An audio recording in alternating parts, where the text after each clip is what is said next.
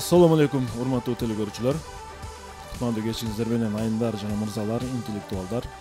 19 ноябрь, жекшемби. Элтерде Билерман Ордо интеллектуалдык оюнун күзгү сериялар 6-тур. Бүгүн телекөрүүчүлөргө каршы мына ушул Сагын Мамановдун командасы студияга келген. Команданы Ордого чакырууну баштаймын. 6-турга Данияр Исаев келген. Команда мүчөсү, информатика тармагында окутуучу Жумабек Кушбаев. Кыргыз-Өзбек эл аралык университетинин студенти, команда мүчөсү Айбек Кыргызбаев. Медицина колледжинин студенти Өманбек Нурдинов.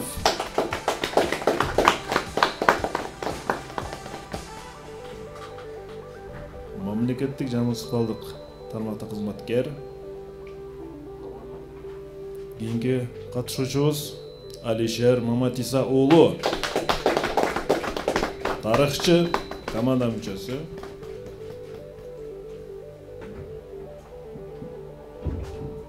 Жана команданын капитаны Сагынбек Маманов.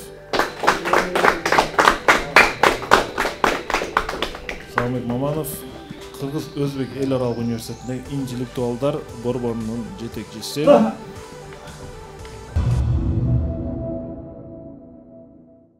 Күзгү сериялардагы сиздердин биринчи оюнуңар быйылкы жылдын эсебинен. Манаңыздар жакшы, команда оюнга даярбы? Чоң рахмат. Биринчиден саламатсыздарбы, амансыздарбы, ардактуу телекөрүүчүлөр. Акыркы убактарда мына 2-3 ай аралыгында көптөгөн көрөрмандарыбыз мына кабар алып, жазып, аябай мына кубанычта, сүйүнүчтө, жакшы маанайда оюнга келдик. Кудайым колдосо, телекөрүүчүлөр үчүн, команда үчүн, клуб үчүн өзгөчө оюн курабыз деген ишеничтебиз. Жалпы журтубузда аманчылык болсун, баарына ийгилик, өзгөчө команда ийгилик, буйруса биз даярбыз. Рахмат. Команда ийгилик каалайбыз. Анда урматтуу телекөрүүчүлөр, урматтуу билермандар, бизге жаңы кошулуп калган телекөрүүчүлөр болсо, биз даректерди айта кетели. Биздин даректер мурдагыдай эле экранда турат. Каттар үчүн Ош шаар Ленин көчөсү 330 Билерман Ордого деп жазыңыздар. Facebook'та Билерман Ордо баракчабыз бар. YouTube'та Билерман Ордо деп издесеңиздер биздин оюндар көрөсүздөр. Жана ал жерге катталып, бизге комментарий, лайктарды коюңуздар. Билерман ТВ күчүкчө mail чеки туруп биздин электрондук дарек жана Instagram'да Билерман астыңсызча Ордо баракчасы биздин аккаунтубуз, расмий аккаунт, ушул жерге катталып суроо калтырыңыздар. Барыңыздарга чоң рахмат. Бизге катталган үчүн жана ошондой эле биздин өнөктөштөрүбүз ар дайым Кудай Барболго чоң рахмат. Адал таптуу дайыма жаңгана продукциялар менен ошондой эле актив дизайн, полиграфия жана жарнак борбору сиздерге ийгилик каалайт. Костюм биздин Таев костюмус аттуу өнөктөшүбүз бар. Сиздерге ийгилик каалайт, баарыңыздарга жакшы маанай каалайт. Оюн башталды. Эсеп 0-0. Birinci round.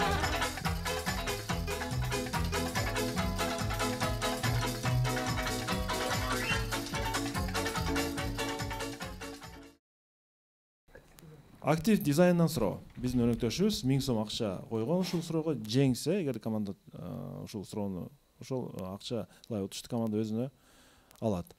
Демек, команда бүгүн жогорку лигада статусун сактоо үчүн ойнойт. Демек, команда жеңишке жетишке аракет кылыш керек. Суроону окуйм. Ыйык Куран Керимде бул амалга чакырган аяттары бар 14 сүрө кездешет. Керек болсо, бир сүрөнүн аталышы ушул амалдын аты менен аталат. Эми сиздерге суроо. Бул кайсы амал? Кайсы амалдын түрү? Кетти минута. Ибадат. Сажда. Ал өрбөлү. Ал өрбөлү. Жооп беребиз, урматтуу окуучу менен мурда. Ким жооп берет? Алишер Маматиса уулу жооп берет алгач. Алишер. Биздин билишибиз боюнча Сажда сүрөсү бар. Мен дагы ойлоп атам, ушул Сажда сүрөсү жана 14 сүрөдө сажда амалы жөнүндө сөз болду. Сажда аяттары жөнүндө айтылат. Жооп туура 1-0. 1 минута команданын önүндө калды. Эскертем 5 секунддан аралыгында команда убактын токтотуп калса жетишет. Үнөм сактаганга жетишет. Албетте туура жооп берсе. Эсепти ачабыз. Билермандар тарапка эсеп ачылды. Жана биздин оюн андан ары улантылмакчы. Экинчи раунд. Экинчи раунд.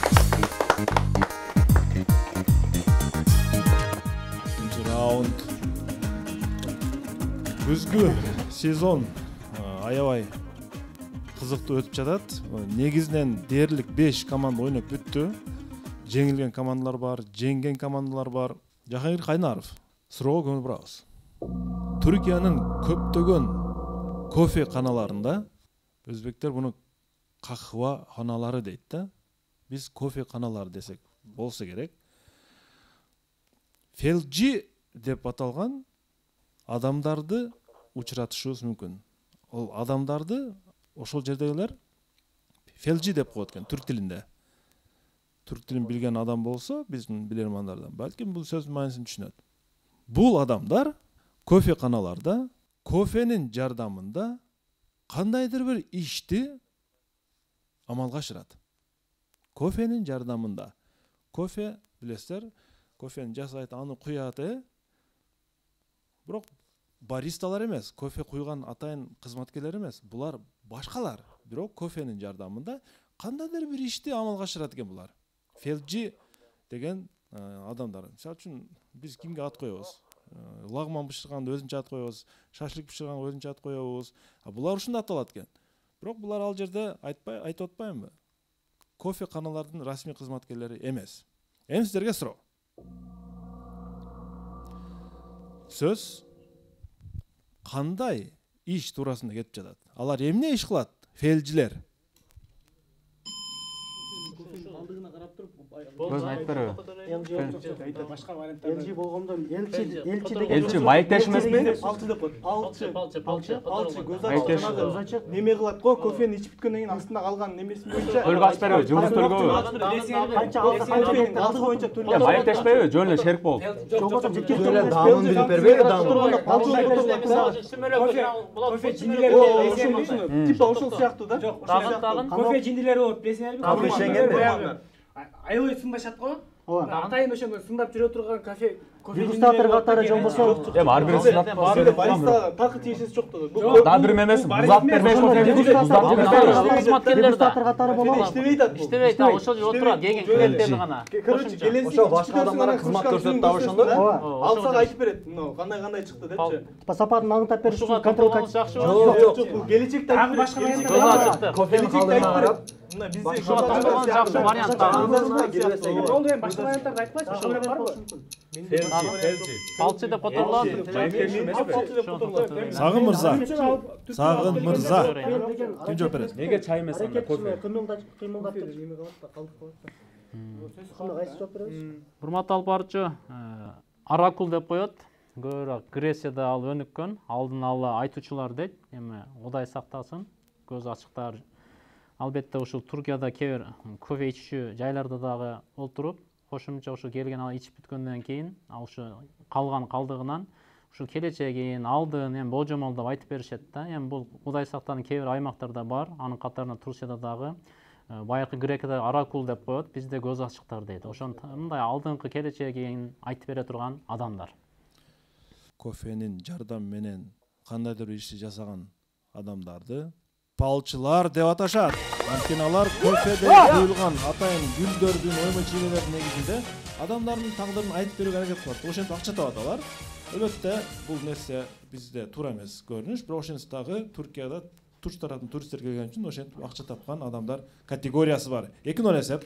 Билесиздерби, кофени мисалы үчүн куюп жатканда ар кандай гүлдөр жасашат азыр. Ошо менен адамдардын башын айлантат. Сенин келечегиң мындай экен, тигиндей экен депчи. Оюнлантылат 3-чү раунд. 3-чү раунд. Минутанын башында Алишер мырза да балчылар болсо керек деген туура варианттар айтып, бирок команда аны бышыктады окшойт. 3-чү раунд. Костя Герасименко, Новочебоксарск, Россия. биздин Россиядагы биздин көрөрманыбыз. Бул ага энелер бар, Костя жана Александр деген. Бизге бери дегенде 100-200төн суроо жөнөтүп турат. Булардын суроо базасы аябай күчтүү. Бирок кээ бирлерин биздин билермандар табат, кээ бирлерин таппай калат. Костя Герасимовдун суроону окуштан мурда мен биздин студиябыздын бүгүн кадырлуу мейманына токтолуп кетейин деп атам. Урматтуу телекөрүүчүлөр, биздин студияда жалгыз кызыбыз турат. Гүлдана Адылбекова аттуу биздин студиябыздын мейманы. Операторлорго алып берип коесуздарбы? Гүлдана, биздин студиябызга кош келипсиз. Негизи Гүлдана Адылбекова биздин Instagram баракчабызда катталган жана Гүлдана Адылбекова менен биз баарлаштырабыз. Учурда Гүлдана атайын келишим негизинде Япония өлкөсүндө ошол жакта ишмерлик жүргүзөт. Жарандык активист катары дагы ошол Кыргызстандын расмий иш-чараларын, улуттук майрамдарды, ошол эле учурда Япониянын дагы иш-чараларына активдүү катышканын байкап жүрөбүз. Биз байкаштыра келсек, Гүлдана Адылбекова биздин Билерман Ордо клубунун күйөрманы экен. Биз аябай кубандык. Жана бүгүнкү биздин студияда турганы биз үчүн аябай чоң бир сыймык. Саламатсыздарбы, урматтуу билермандар, телекөрүүчүлөр жана урматтуу алып баруучу. Аты жөнүм Гүлдана Адылбекова, Ош областына караштуу Керметоо айылынын тургуну боломун. Мен Билерман Ордо интеллектуалдык оюнунун күйөрманымын. Буга чейин көрүүчү катары 3-4 жолу катышып кеткенмин. Ошондой эле Сагын Мамановдун командасы мен үчүн чоочун команда эмес, мыкты командалардын бири деп эсептеймин. Урматтуу билермандар, бүгүнкү оюнда сиздерге ийгилик каалаймын. Ал эми алып баруучу жана Япониядагы кыргыздар кандай иштеп жатат деп айта кеттиңиз. Ал жакта аябай жакшы жумуштар, жакшы жумуш орундарында иштеп жатышат кыргыздар мыкты. Өзүңүздөр билгендей, Япония өнүккөн өлкө, адамдар аябай маданияттуу, интеллектуалдык жактан дагы аябай жогорку деңгээлде деп айтсам болот. Ал жактан көптөгөн жакшы тажрыйбаларды чогултуп келдим буюрса. Кыргызстанда ошол чогулткан тажрыйбаларды ишке ашыруунун үстүндө турам буюрса. Анда эмесе Япониядан команданын капитаны Сагын Маманов жана урматтуу алып баруучубузга кичке чакан белек алып келгенмин. Уруксат берсеңиздер, белекти тапшырып койсом. Ой, рахмат. Күтүүсүз болду биз үчүн. Чоң рахмат. Охо, Япониядан белек алат экенбиз да. Гүлдана, сизге чоң рахмат. Ишиңизге ийгилик, бекем ден соолукта болуңуз. Биз байкап жүрөбүз, сиз өтө бир активдүү ошол жердеги Кыргызстандын иш-чараларын чагылдырып, кандай майрам болобу, расмий даталарды мынакей могу, менимче Япониядагы алтын сарай, ушундай болсо керек. Чоң рахмат. Биз үчүн аябай жакшы белек болду.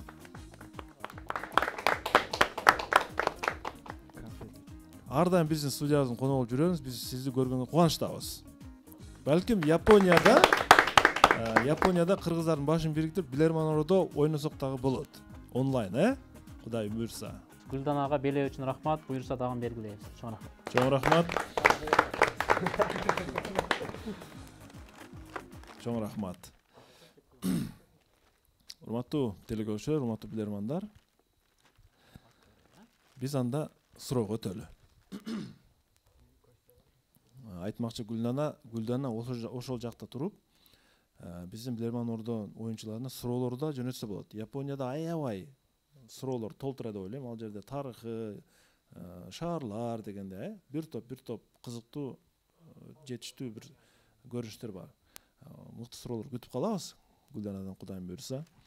Суроону окуйм. Урматтуу билермандар, Костя Герасименко сиздерге мындай суроону берет. Көптөгөн авиакомпаниялар, эгер ошол компаниянын курамында иштеген жубайлар болсо, күйөөсү жана аялы бир компанияда иштей турган болсо, аларды бөлөк кызматта иштеткенди туура көрүшөт.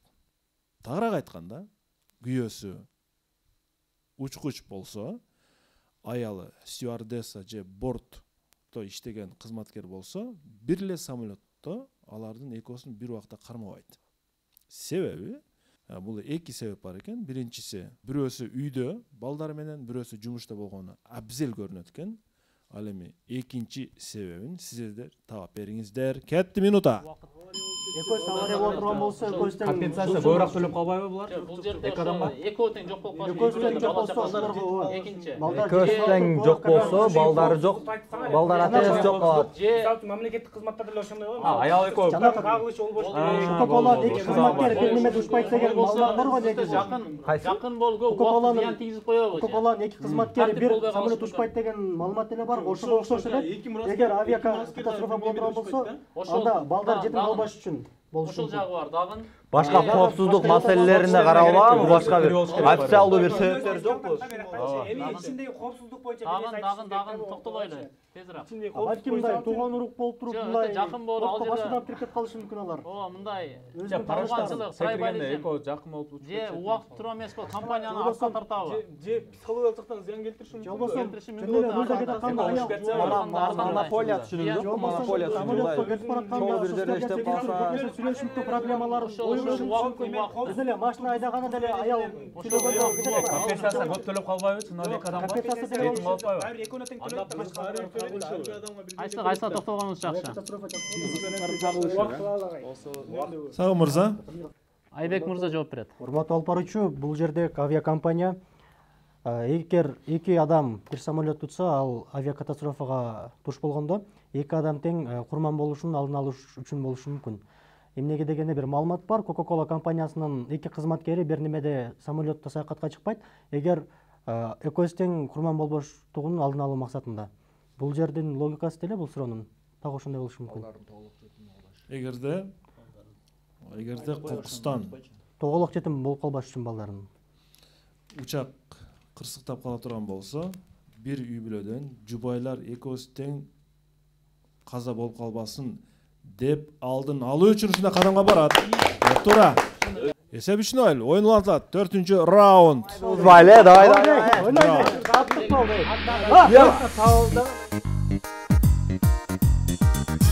Раунд. Негизи дүйнөдөгү эң коопсуз транспорт түрү бул учак болуп эсептелет. Негизинен биринчи кезекте учак турат, коопсуз, тез жеткирет. Бирок ошол эле учурда кемеге түшкөндүн жаны бир демекчи, мына эң узак материктерден учуп келген Гүлдан өзү да билсе керек, 7, 8, 10 саат тегерегиндеги учуп жүрүү бул дагы бир сабырды талап кылат негизи. Бехрус Бердалов, биздин Өзбекстандагы телекөрүүчүбүз, сиздерге каршы суроо берет. Урматтуу билермандар, аксөк айымдар атайын колгаптарды тагынып жүргөнүн биз билебиз. Айрыкча 19-кылымда, 20-кылымдын башында азыр деле айрым жерлерде колгаптарды тагышат. Бирок айрым колгаптар адаттан тышкары тилик болгон. Колгаптын үстүнкү көрүнүшү тилик болгон. Айрым жерлери ачык дагы болгон. Эгерде кагаз болсо, мында чийип элестетсеңиздер да болот. Кадимки колгапты чийип туруп, анын үстү жактарынын кээ бир жерлери тилик болгон. Албетте ак түстөгү колгаптарды кийип жүргөн жана аларды биз билебиз жетиштүү бай үй бүлөнүн айымдары же кыздар деп билгенбиз. Эми сиздерге суроо. Эмне үчүн кээ бир колгаптарды ошол үстү жактарынан айрым жерлерди тилип кээ бир жерлерин ачык да коюп коюшкан? Эмне максатта мындай колгап кийишкен? Кетти минута. Болушу мүмкүн, же болбосо жай мезгилинде колу жылып кетиши мүмкүн, чечкен оңой болушу мүмкүн ал жакта, же болбосо тиликти өзү Европадагы. Башка буюм нерселерди кармаганда неме анын градусун сезиш үчүн эмеспи? кармап көргөн жерге коюп десип, үстүнө коюп десип. Билинеби? Ооба, болушу мүмкүн, аларга аристократ болгондон Мисалга ошо мына жер ачык болсо, тийгизишчү деле болушу мүмкүн. Суукпу дегенде дагы. Чайдын ысыгы. Дагы аристократ болот да, аристократ. Жүргөндө бир адам мындай ооруп кала турган болсо, температурасы барбы, неме ошону билиш үчүн болушу мүмкүн. Жакын вариант. Аристократ болуп атпайбы, бирок. Ал терлеп кетпейби? Аристократтар өзү башка эркек менен учурашканда мондой неме болбосун, контакт болбошу үчүн. Дагы кебелер. бир жасалга масалга бир нерсеге эмес. Дагы бул аксөк аяк. Көрүнүп туруш үчүн дейсиңби? Ооба. Шакектери көрүнүп Ичиндеги болушу мүмкүн. Сыртынан деле таап алышат кээдечи. Дагы Анын сыртынан деле таап алат. алышы мүмкүн. Кайсы жакыныраак? Тилик ачык тилик болуп атат да. Ачык. Көргөндөр бар мындан аташтык болот. Алардын үй бүлөсү атык болбойт, жөн эле тилик болот да. Кайсы үй бүлөнүн кызы болсо, ошол өзүнчө бир бойдок турмушка чыккан деген билдирбейби? ал деле болушу мүмкүн. Сагын мырза, убакыт аяктады. Ким жооп берет? Алишер мырза жооп берет. Алишер Мамытса уулу. Аксөк айымдар эмне үчүн кээ бирлери ошондой тилдирип алган? Урматтуу алпарчы, ар түрдүү варианттар келип атат. Бул эми бир неме ачык жери мен ушу бир нерсенин температурасын билүү үчүн деп кружкада чайнекте чайдын балким же ушундай деп ойлоп атабыз. Мен үстү жагы дедим колкаптын. Ооба, колкаптын үстү жагы мен мойтупчу. Бирок дагы бир вариант боюнча ал немесин ичиндеги неме бар го. Жасалгаларды алдында шакектерди көрүнүп туруш үчүн деп ойлоп атабыз. Дагы бир вариант болсо, бул жентльмендер келип аялдардын колунан өбөт да. Ошол колунан өпкөндө, мисалы балким ошолордун немесин, ошолор өпкөн жери ачык болушу мүмкүн. Үстү ачык же тилик болушу мүмкүн. Кайсы вариантты сунуштайсыз? Үчүнчү варианттар. Эгерде аларды жентльмендер келип же болбосо бай кишилер келип колунан өбөт да кыздардынча, аялдардын. Ошондо бул ошол өбө турган жери ачык болот да, мындай. Түшүнүктүү. Колгаптын үстү. Жооп кабыл алынат. Ордонун пикирин угуу мен үчүн кызыктуу. Ордо кандай ойлойт бул суроого? Семетей. Урматтуу алып баруучу, биз дагы ойлонуп көрдүк. Бирок ошол мен сунуш кылат элем, ошондой колкапты балким табылса, мындай экрандан чыгарып койгонуңузда дагы жакшыраак ойлонот элек да. Азыр кайсы жери тилик экени дагы бизге мындай караңгы болуп атат. Туура жооп айтканда анан көрсөтөм. Анда эгер туура жоопко айтылып калса, анда көрсөтпөгөн туура эле болот. Мен ойлоп атам, шакек деле мындай турмушка чыккан, чыкпагандыгын аныктоо үчүн болсо керек. Түшүнүктүү. Ибрагим? Балким Гүлдананын пикирин угуп көрөбүз. Гүлдана, сиз кандай дейсиз? Менин оюм боюнча, ошол үй бүлөдө айымдар болсо, мисалы үчүн ата-эне апасы же болбосо кызы болсо, может улгаган айымдар бөлөкчө, жаштар бөлөкчө колкап тагат деп ойлоймун. Ошондой эле Семетей мырзанын оюна дагы кошулуп кетем. Түшүнүктүү. Негизи жентльмендер колду өпкөндө, Алишер мырза, чындыгында алар илебин колго тийгизбейт. Ачык болгондо деле, жабык болгондо деле. Алар ошондой мындай эмне деп коет? Жентльменди көрсөтөт. Негизинде мурдун учу тиет колгочу. Анан өппөйт деле. Кол мурдун учун тийгизип, ушундай өптү эсебинде кылып коет. Бул баягы кабыл алынган эреже, этика да. Экранга коюлуп турган колгап шакектерин мактаныш үчүн атайын тилген тилик. Шакектер көрүп турасызбы, Сагын мырза? Биринчи аты жок бармагы жана эң акыркы чыпалактагы шакектер будурайып чыгып турат. Үстү жагы дегениңизге биз үстү жагына маани бердик да көбүрөөк. Ооба, үстү жагы. Үстү жагы да.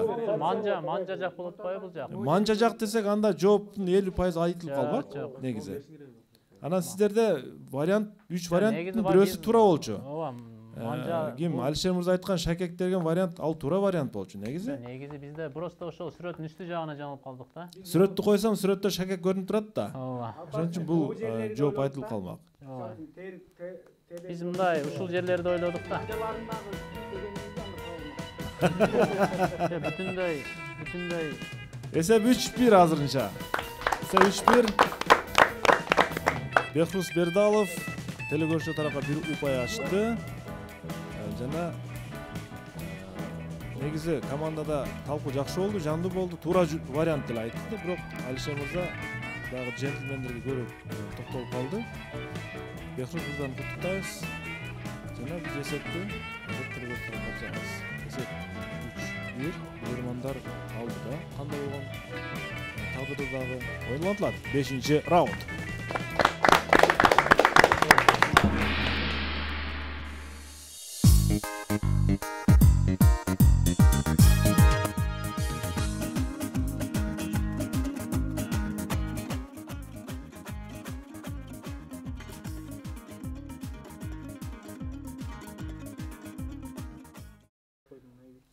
Василий Станчук, Беларусь. Экранга көңүл бурабыз.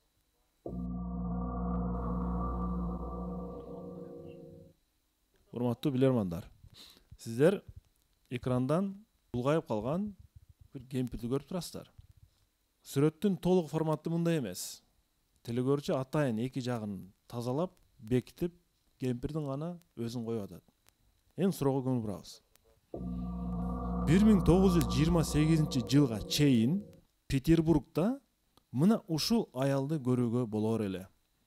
Бул аял Петербургдун эң борбордук көчөлөрүндө, адамдар аябай көп болгон жерде, борбордук көчөдө, транспорт көп болгон жерде ушул аял отурар эле. Байкап көрсөңүздөр, бул аялдын колунда алдында бир темир шайман турат. Бир темир шайман турат. Аялдын ишмердүүлүгү ушул темир менен байланыштуу. 1928 жылга чейин деп берип атат. Петербургдун эң борбордук көчөлөрүндө ушул аял отурчу дейт. Эми сиздерге суроо. Бул аял эмне кызмат аткарат ал жерде, Петербургдун көчөсүндө? Колундагы темир менен эмне кызматты аткарат? 1928 жылга чейин кетти минута.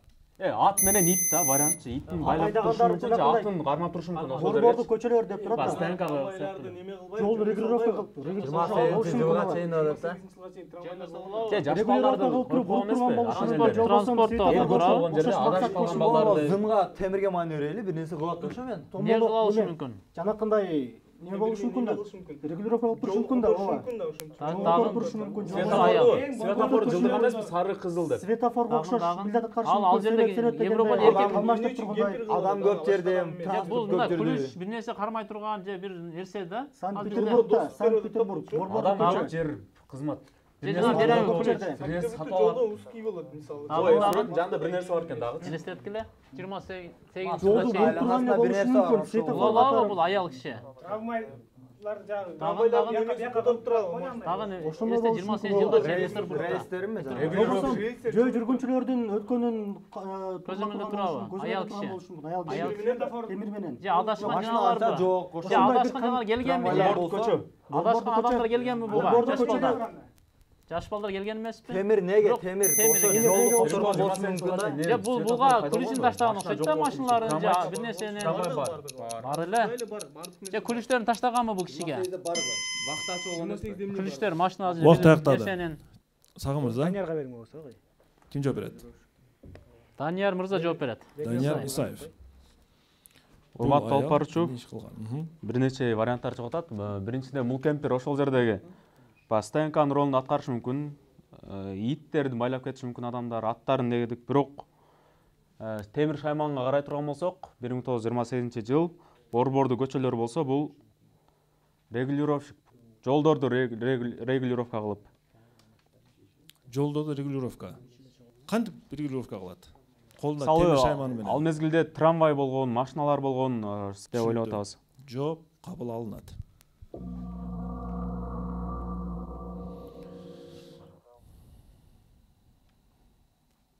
Мен фотонун оригиналын коем азыр. Бул кемпир чындыгында регулировщик ролун аткарган. Трамвайларды нар жак бер жакка буруп, сен токтоп тур, бул өтүш керек деп темир менен бул жанагы жолдорго, рельстерге мындай темирин коюп, же болбосо колун көтөрүп, сен бул жака буруп, анткени 1928 жылдан кийин гана электроэнергиялык башкаруу жолго коюлган. Ага чейин ушул кемпир ошол кызматты аткарган. Көрдүңүздөрбү? Эртеден кечке ушул жерде отурат, айлык алат. 4-1 эсеп. Команда жакшы ойноп жатат жана Василий Станчуктун суроосун команда тапты. Оюнсуз улантылат. Урматтуу телекөрүүчүлөр, күзгү серия 6-тур. Жана Сагын Мамонов бүгүн телекөрүүчү каршы оюн жүргүзүп жатат. 6-раунд.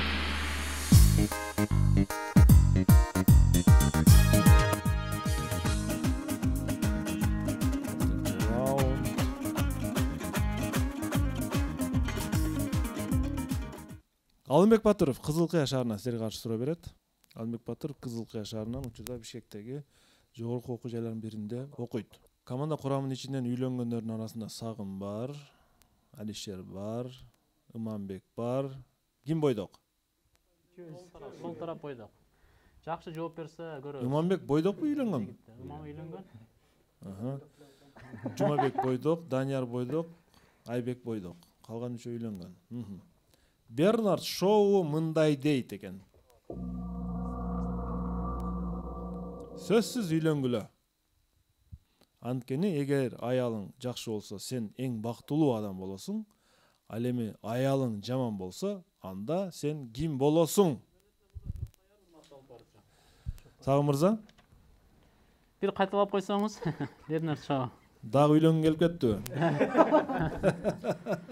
Жакшы сөз айттырбы, Бернард Шоу сөзсүз үйлөнгүлө. Анткени эгер аялың жакшы болсо, сен эң бактылуу адам болосуң.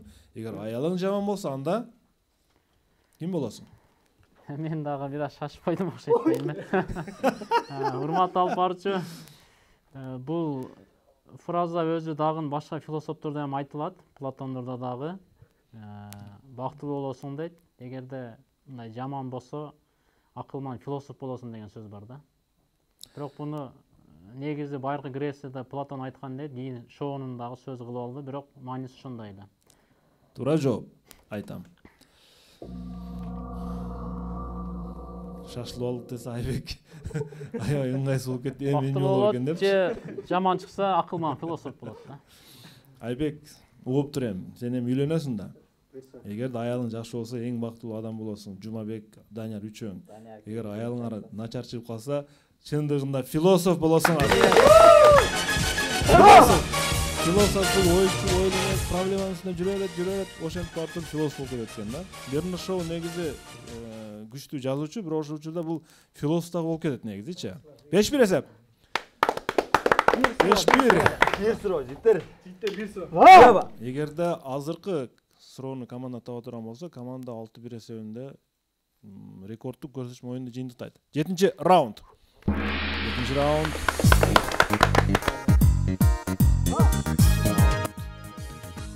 Сагын мырза перзенттүү болгон, Алишер мырза да Кудайым буйрса.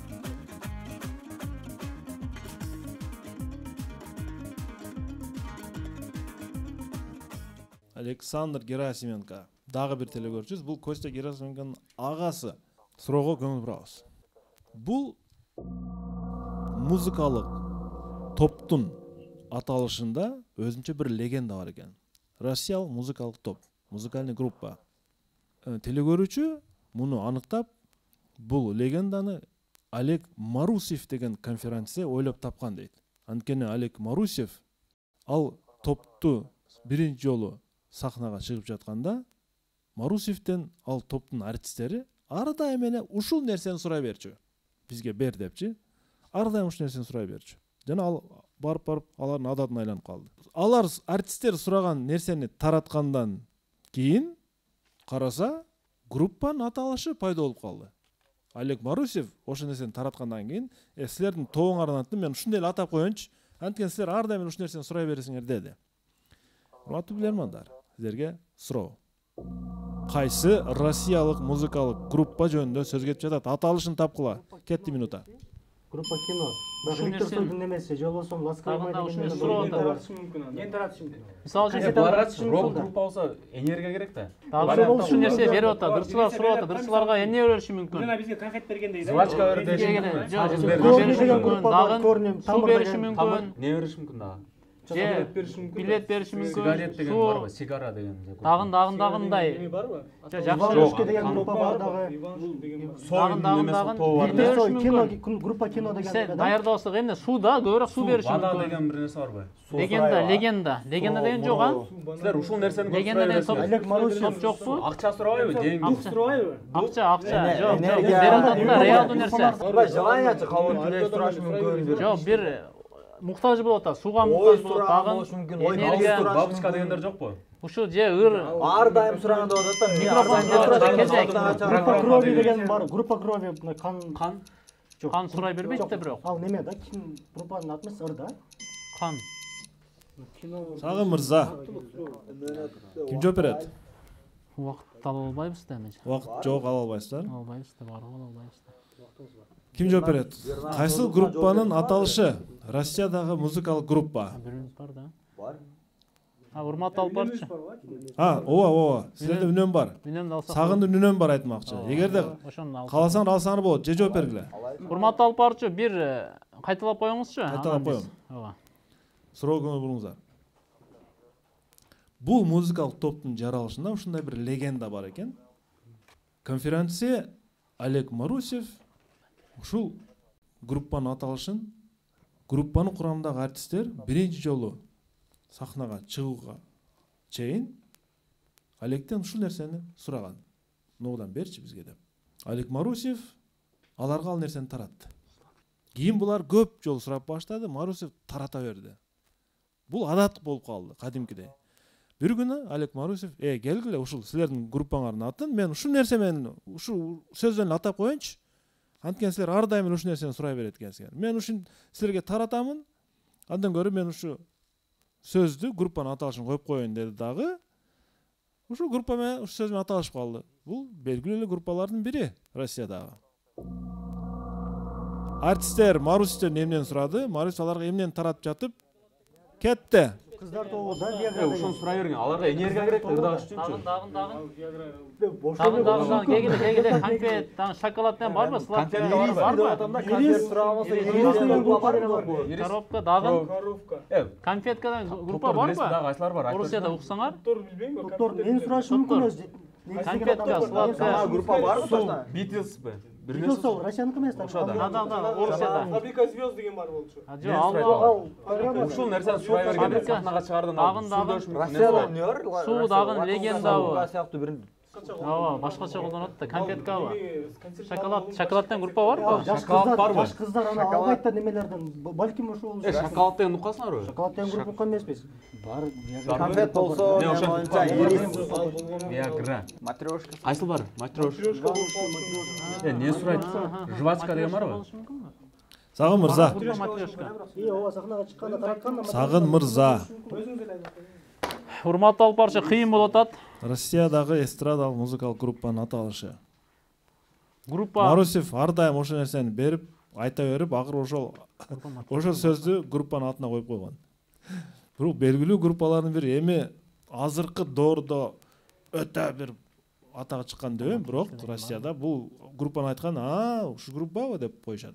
Ким жооп берет? Сагынбек.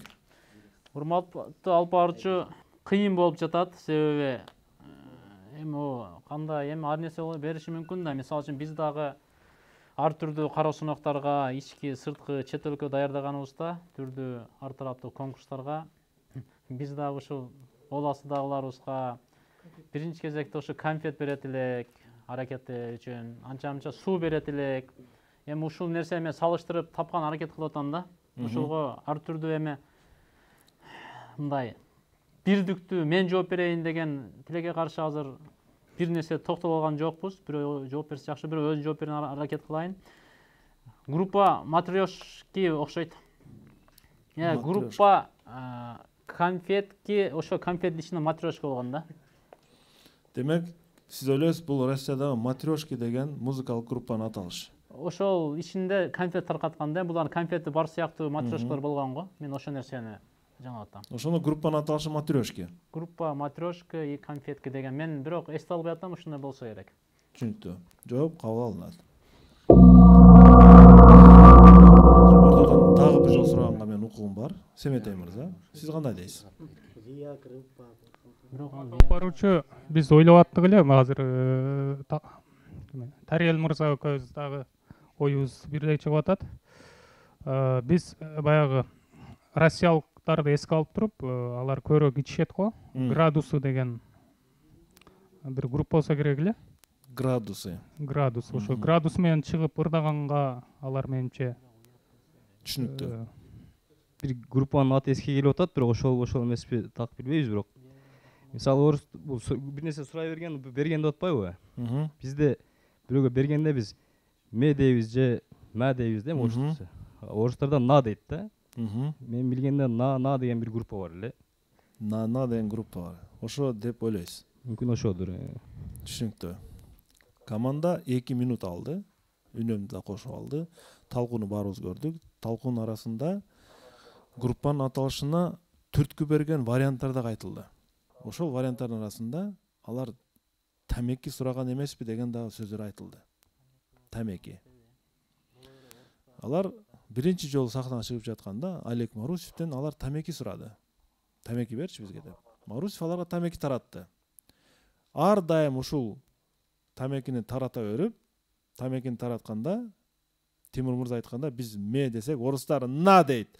Барып на деген музыкалык группанын аталышы келип чыкты. На. Сагым Мырза билесиз да бул группаны? Бирок ал ар дайым на дей берген үчүн тамекини таратып атат. На деген группа келип чыккан. 5-2. Команда ат чабым алыста. Эми азыр кандай кылабыз? 5-6 эсебинде жыйынталабы же оюн улантылабы көрөбүз. Так, 8-чи раундга старт беребиз. 8-чи раунд. 8-чи раунд.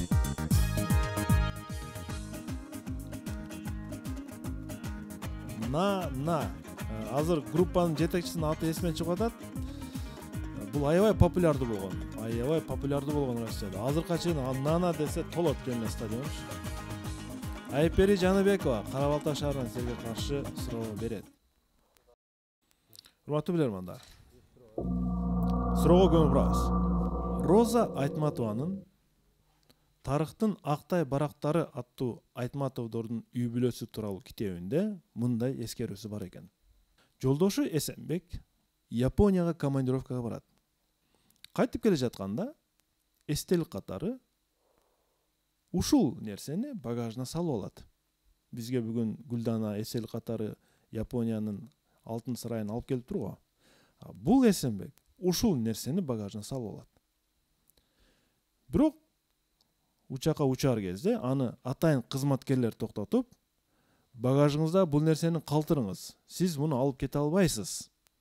Анткени бул Япониядан сыртка чыкпай турган нерсе. Бул Япониянын жеке мүлкү деп аны алып калышат. Ошол нерсени. Урматтуу билермандар. Япония үчүн маанилүү болгон эмнени алып келгиси келген Эсенбек. Кетти минута. Экинчиси самурайлардын экинчиси азыр биринчи немени мына немеге өзөк кылып ушу ташты алыш керек. Таш Фудзияма жанар тоосунун ташы болушу мүмкүн. Ошо таш жакыныраак. Жанар тоонун мисалы үчүн ташы бардык жерде билинет да. Гүл алыс болуп калат да. Япония тоонун ташы вулкан. Эгер ол атылганда жанагы анын ташы бардык гүл жакыныраак болушу мүмкүнбү? Гүл жакын солуп калса да мүмкүн. Биз мисалы үчүн жеке мен Дубайга топураны башка мамлекеттер дагы эгип атпайбы? Фудзияманын тоосундагы ташты бөлөккө алдырбайт деген топурак да эми. Ошо таш, кум жакыныраак. Себеби биз Дубайга барганда ташка тыюу салып койгондо алайлы деген ушундай бизде болгон Дубайдачы. Биз менчиктеген да. Дубайда ушундай болгон. Бирок ал жакта өлкөдө кандай билбейм, мүмкүн ташпы. Кайсыга жакыныраак токтойлу? Ошо Айсеркенин варианты. Сагым Мырза. Ким жооп берет? Жумабек Кушбаев. Жумабек жооп берет, урматтуу алып барчу. Ассаламу алейкум, урматтуу алып барчу. Бизде көптөгөн варианттар деле чыкпады. Негизинен 2 вариант чыкты. Бизде тоо таш болгонуна байланыштуу бизде анча маанисиз болушу мүмкүн, а бирок аларда өтө чоң мааниге ээ деп айтылды. Фудзияма тоосунун ташы болушу мүмкүн деп ойлоп атабыз. Фудзияма тоосунун ташы. Жооп кабыл алынат. Вариант 2-3 түрлүү вариант айтылды. Сакура гүлү болушу мүмкүн, Фудзиямадагы эмне, самурай кылычы эмне болду? Мен туура жоопту айтам. Эсенбек Японияга барып кайра келе жатып, япондуктар үчүн баалуу мүлк катары эсептелген Фудзияма тоосунун ташын алып келип жаткан болчу. Жана аны Япониядагы кызматкерлер алып калды. Алып кете албайсыз муну деп. 6-2 эсебинде Сагымовдун командасы күзгү серияларда жеңишке жетишти. Куттуктайбыз. Команда мыкты ойноду бүгүн. Мен азыр ушул эме пайда болду, мына Гүлдана жакын деле Япониядан келди да. Ушундай салт эме барбы Японияда? Фудзияманын тоолорундай таштарын үйүп көрүшөбү? Гүлдана, сиз эми ал жерде жашап жатканын балким билесизби? Мекке каршы Фудзияма тоосуна бара албадым, бирок аябай мындай баалашат. Фудзияма тоосунун таштарындагы ошол жерден деле алып чыккан болбойт негизи. Анан сакура деле ошол сыяктуу болуп кетет. Биз өрүктөрдү барып биз сындыргандай эле мен да барып сакураны сындырып көрөйүн десем жок, болбойт деп уруксат беришкен жок. Бизде кадимкиде өрүктөр сынып жатканда, Ооба. Түшүнүктүү, рахмат. Оюн жыйынтыкталды. Жакшы көрсөткүч менен аяктады команда эсебитте. Эми команда тууралуу, оюн тууралуу биз пикирди угабыз. Семете Амиралиев магистр, сиздин оюңуз кандай оюн тууралуу? Кайсы оюнчу жакшы ойной алды бүгүн дегенде? Сонун оюн болду. Биз дагы ушул жеңиштикке эле келгенбиз. Команда ишенич тактады. Куттуктайбыз. Азамат, сиз дагы жогоруда белгилеп өттүңүз. Чындыгында Сагын Мамановдун командасы ушул ордонун көркү, же болбосо эталону десек болот. Булардан үлгү ала турган дагы көп нерселер бар да. Дайым команданын курамы бузулбай, оюнга активдүү катышышат, башка командалардын оюнун күзөткөндө дагы толук келишет. Мен ушул командадан үлгү алыш керек деп айтар элем. Жана баарыбыз ушул командадай, ушул Сагын Мамановдун командасындай болгонго аракет жасашыбыз керек. Ошонун арасынан да эми бул жерде бирөөнү тандашка туура келет. Андыктан мен Алишер мырзаны тандайм. Бүгүн Алишер мырзадан көбүрөөк идеялар чыкты. Рахмат пикириңиз үчүн. Дагы Ибрагимдин пикири угуп көрөлү. Ибрагим мырза. Ассалому алейкум, ата телегөрүүчүлөр, жарандар. Ордодо Семетей мырза айтмакчы, негизи Сагын командасы өтө мыкты. Анан дайым эле Алишер мырза өзү мыкты оюнчу болот да бул командада, көпчүлүк учурда. Алишер мырза оюнда мындай көп эмеси бар. Бирок мен бүгүн Сагын мырзаны дагы мен капитанды белгилеп кетмекчи элем, себеби Сагын мырза мындай бүгүн толук өзүнө көп немелерди алып, жакшы жооп берди, жоопкерчиликти алып, жакшы жооп берди. Кээде капитандын немеси дагы каралбай калат да, анан ошого капитан болду. Капитан калып кетет. Анан анча-мынча капитандардын деле немеси билип коюшубуз керек. Алып команданы алып келген дагы капитан, уюштуруу иштери, уюштуруштун алып келген дагы капитан. Ошон үчүн мен бүгүнкү оюнга мыкты оюнчу деп Сагын мырзаны мыкты оюнчу деп айтатынын айтмак. Рахмат. Сагын мырза, оюн тууралуу пикириңиз. Кайсы суроо сиздерге жакты бүгүнкү оюнда? Урматтуу алып баруучу, жаратканга чексиз мактоолор болсун. Ушундай тынч күндө мүмкүнчүлүк берип, себеби эң негизги нерсе албетте биз үчүн биринчи кезекте ынтымак, даярдык. Ошол эле учурда командабыздын ар биринин жеке жоопкерчилигинде командабызды, анын катарына биздин жакын ата-энелерибизди, бизди тарбиялаган мугалимдерибизди уят кылбайлы, эл караткан бетин жер каратпайлы деп ар дайым изденип, ушул команда менен биз жакшы даярданганга аракет кылдык. Буюрса биздин команда жөнүндө жакшы пикирлер айтты. Анын катарына ыраазычылык билдиребиз. Магистрге, команда капитаны Семетей Амиралиевке, Ибрагим команда капитанына, башка командаларда чындыгында билимдүү, кызыккан, татыктуу команда болушуна чакырып кетебиз. Ош шаарыбызда, Кыргызстаныбызда деги эле өнүккөн өлкө болсун. Биз сыймыктанабыз. Ал эми суроого келе турган болсок, албетте биз мына көп мамлекеттерде барып, бирок Кыргызстаныбыздын кадыр баркын тилиге каршы чет жакта билебиз. Мисалы үчүн биз Бириккен Араб Эмиратында жүрүп, айрыкча Дубай шаарында ошол жерден биз ушу эстелик үчүн деп таш алайлы дегенде ташка тыюу салып койгон. Ошол жерде бизге айткан, биз ошондо маани бергенбиз. Өздөрүнүн ташын, өздөрүнүн суусун, өздөрүнүн тупрагын ар бир эл аябай баалайт экен. Таш жөнүндө. Роза Айтматова эскерүүсү, Таш. Айпери Жаныбекова, Кара Балта шаарынын тургуну мыкты суроо ээси болду. Биз куттуктайбыз телекөрүүчүнү. Жана мыкты суроолорду мындан кийин да күтүп кала бермекчибиз. Ушул актив дизайндын акчасынын бир бөлүгүн Айпери Жаныбекова, бир бөлүгүн Сагын мырзага ыжаап койсок, менимче каршы болбойсуздар деген ойдомун. Ал эми оюндун соңун биз шириндиктер менен жыйынтайбыз. Барболдун торту шириндиктери студияга кабыл алып коюңуздар. Барболго чоң рахмат. Адал таттуу дайыма жаңы гана шириндиктер менен бизди кубандырып келет. Урматтуу телекөрүүчүлөр, баарыңыздарга чоң рахмат. Мыкты суроолорду биз күтүп кала бермекчибиз. Суроо жөнөтүңүздөр. утуштарга ээ болуңуздар. Ийгилик болсун. Сиздерден мыкты суроолор күтүп кала бермекчибиз. Биздин студиябыздын конокторунан ичинен Гүлданага да чоң рахмат. Ар дайым студиябызда ушу биздин эшигибиз ачык. Билеги күчтүү бирди жагат, билими күчтүү минни жагат. Көрүшкөнчө аман болуңуздар. Ассаламу алейкум.